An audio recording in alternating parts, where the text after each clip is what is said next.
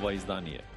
Со препознатливиот зелено-жолт блендиран воз, севернокорејскиот лидер Ким Јонг-ун пристигна во Русија. Средбата со Владимир Путин е закажана за утре. Влез на плоштадот со билет. Нема аплодирање за време на мисата, нема фрлање цвеќиња. И ги чуете деталите за посетата на папата Францис.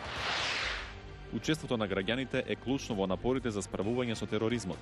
Американскиот институт за мир со нов извештај како да се спречи тероризам во кревките држави.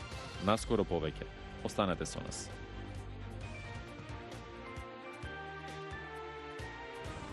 Добро вечер. Ова е ТВ журналот Newsflash на гласот на Америка на македонски. Јас сум Тоше Огњанов. Лидерот на Северна Кореја, Ким Јонг-ун, пристигна во Русија со неговиот блиндиран воз. Во Владивосток беше пречекан со воен оркестар, а средбата со Владимир Путин ќе биде утре. Но какво значење има овој самит во светската политика? За ова малку подоцна во емисијата. Сега одиме со другите вести. Конзервативното мнозинство во Врховниот суд на САД е приклонето кон аргументите на администрацијата на Трамп, која повика на дополнување со прашање за државјанството во пописот во 2020-та. И покрај противењето од големите сојузни држави и метрополи, дека тоа ќе се одрази врз имигрантите да не учествуваат во пописот кој се спроведува на секои 10 години.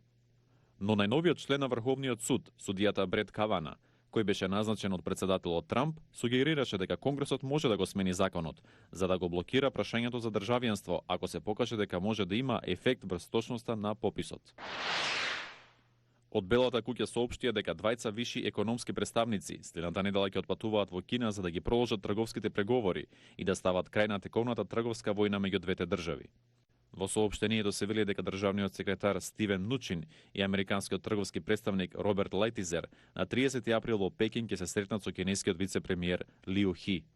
Двете страни ќе разговараат за прашањата за интелектуалната сопственост, присилниот трансфер на технологии, нецаринските бариери и земјоделството. Председателот Трамп вчера се сретна со Джек Дорси, извршниот директор на Твитер. Нивната средба се случи само неколку часа откако председателот објави дека социјалната мрежа нема фер третман кон него. Кусо после разговорот, Трамп објави заедничка фотографија со Дорси, додавајќи дека средбата поминала одлично.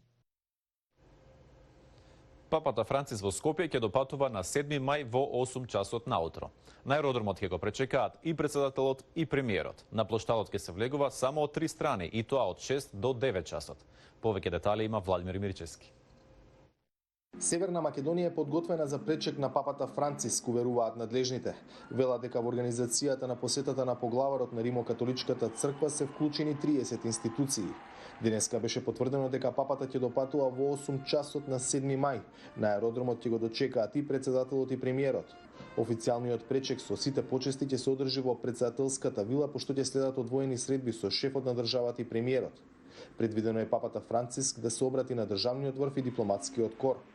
Потоа, во спомен куќата на мајка Тереза, ќе се сретне со лидерите на верските заедници и представниците на ранливите категории. Централниот дел од посетата ќе биде светата литургија на главниот плоштад во Скопје, која ќе почне пред 12 часот. Влада е огромен интерес кај граѓаните на нашата земја, но и во странство, за присуство на понтификалната света литургија што ќе се одржи на градскиот плоштад.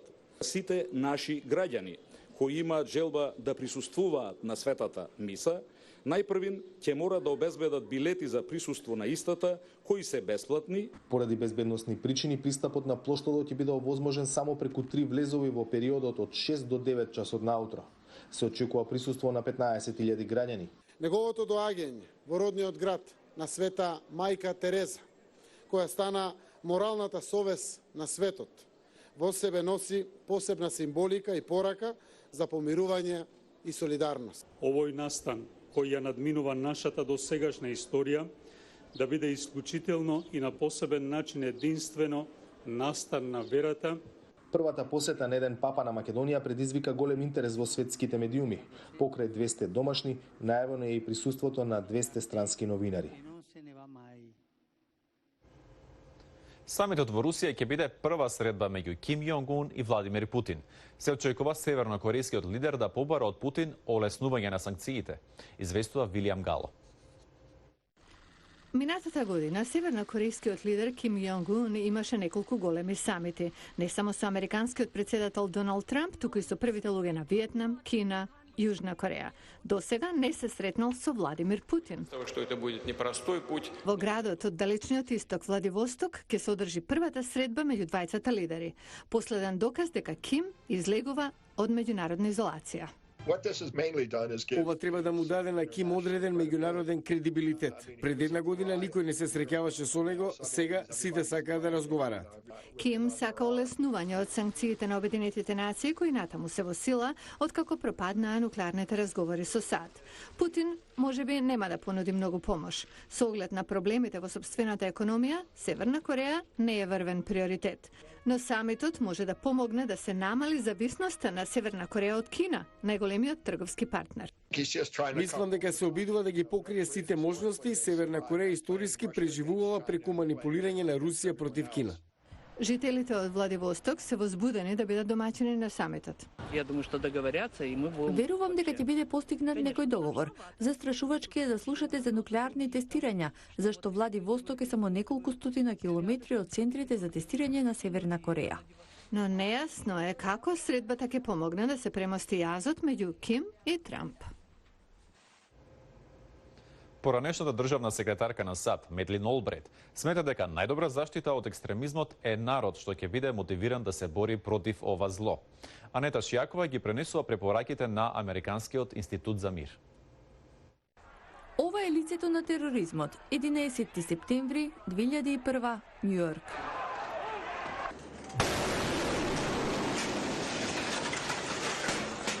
Но 7 оркестрирани напади во Шри-Ланка неделава покажуваат дека тероризмот е далеко од минато. Всушност, 18 години по нападите во САД, бројот на терористички напади во светот е повеќекратно зголемен. Ова беше констатирано на презентацијата на новиот извештај за превенција од тероризам на Американскиот институт за мир. Кога го подготвувавме извештајот за 11 септември, имавме две насоки од Конгресот. Како можеше ова да се случи и тоа во САД? Откривме дека имаше грешки. Следно беше да подготвиме механизам што ќе спречи такво нешто да се повтори.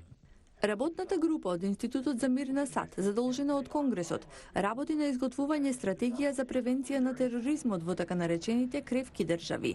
Земји каде поради недоволно демократија, екстремистичката идеологија полесно се шири.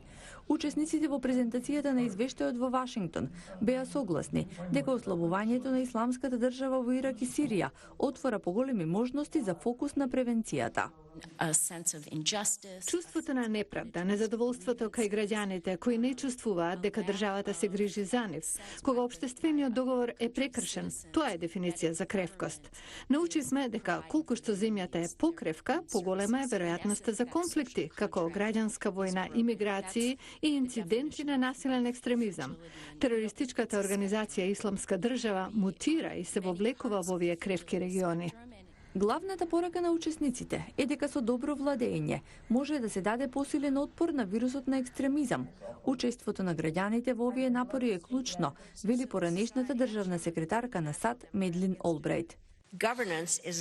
Клучно е доброто управување со државата.